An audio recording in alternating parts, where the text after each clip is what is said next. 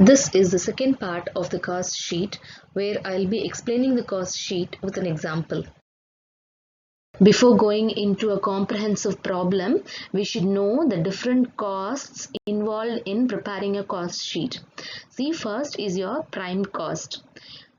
To get the prime cost, we have to include direct material, direct labor and direct expenses.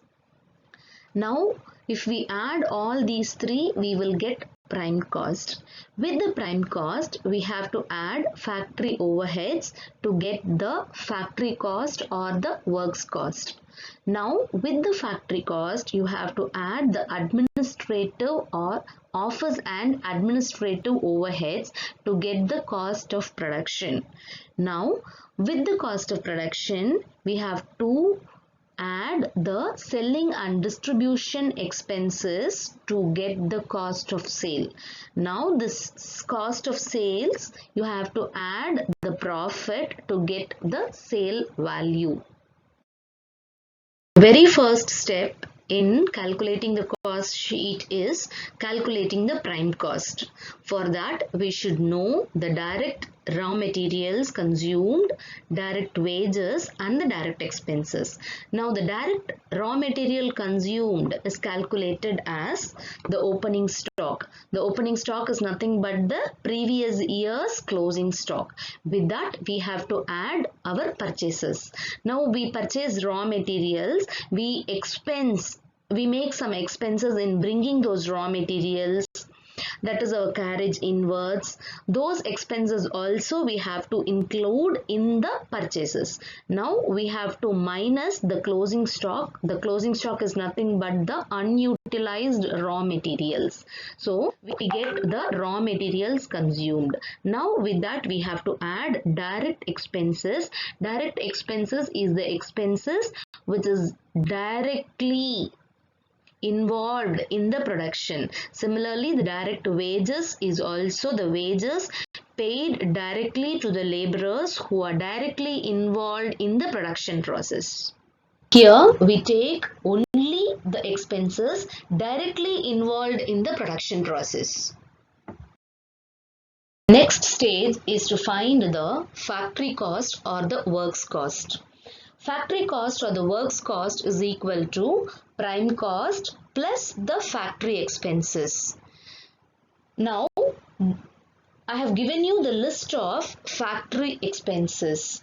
All these things are the indirect expenses in our production process. Now, to find the cost of production, we have to add the prime cost plus the factory cost plus the office and administrative expenses. Office and administrative expenses are like the office rent, salaries paid to the office people, printing and stationery, general expenses, general maintenance of the office. All those things includes our office and administrative expenses. The very last part in preparing a cost sheet is finding the cost of sales. In finding the cost of sales, we have to add the prime cost plus the factory cost plus the cost of production, and we have to include the cost of sales. The cost of sales is nothing but all the expenses which we incur in selling the produced goods, like showroom rent, salesman's salary, advertisement, traveling expenses. All those things comes under selling and distribution expenses. Now, after finding the cost of sales, we have to add our profit. When we add our profit, we get the selling price. This is a simple format of a cost sheet. We will solve a comprehensive problem. Now, details of a manufacturing company is given for 3 months. That is from January to March 2003, they have given the details. They are going to produce 100 units and they are going to sell it at rupees 3,000 per unit.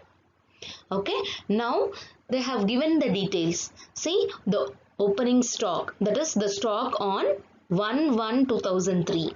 Closing stock, that is 31/3/2003 they have given. Now they have purchased raw materials, carriage they have paid, depreciation to the plant, repairs, factory expenses, indirect materials, direct labor, indirect labor, depreciation to furniture, printing and stationery, office salaries, warehouse rent, advertisement, salesman's salary and commissions. All these expenses are given. Now with this we are going to prepare a cost sheet. As I mentioned earlier, the first step in preparing cost sheet is calculating the prime cost. For calculating the prime cost, you should know the materials consumed. That is opening stock plus purchases plus the carriage minus the closing stock, we get the raw materials consumed. Now with that raw material consumed, we have to add the direct wages and the direct expenses. All these things are given in the question. Now we got our prime cost to be 1,90,000. Now when we divide each expenses by 100 units, why we are dividing by 100 units? Because 100 units we are producing. So when we divide it by 100 units, we will get the cost per unit. The next stage is finding the factory cost.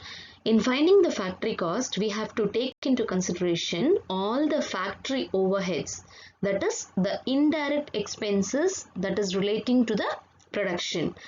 Now in this problem, depreciation to plant, repairs to plant, factory rent and taxes, indirect material, indirect labor, all these things are given. I have highlighted in the question. So if we add all these things with the prime cost, we get the factory cost.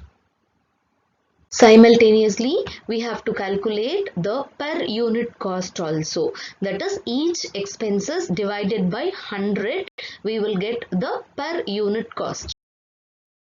After calculating factory cost, next we have to calculate cost of production.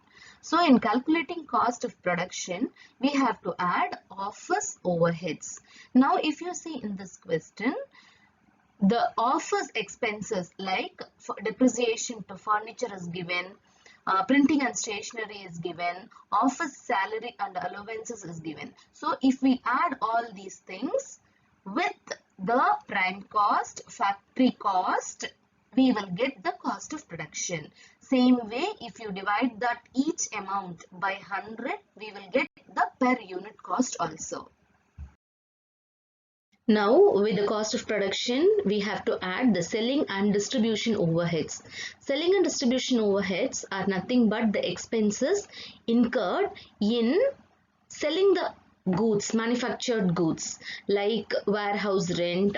Warehouse rent is the rent which we paid to store our finished goods.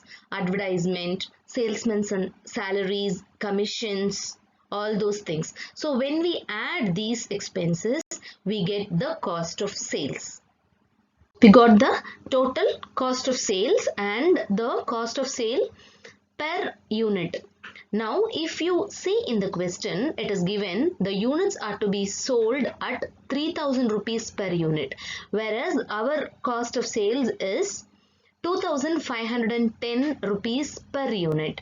So the difference, that is 3,000 minus 2,510, which is equal to 490 per unit, is our profit. So for 100 units, we got 49,000 rupees as our profit.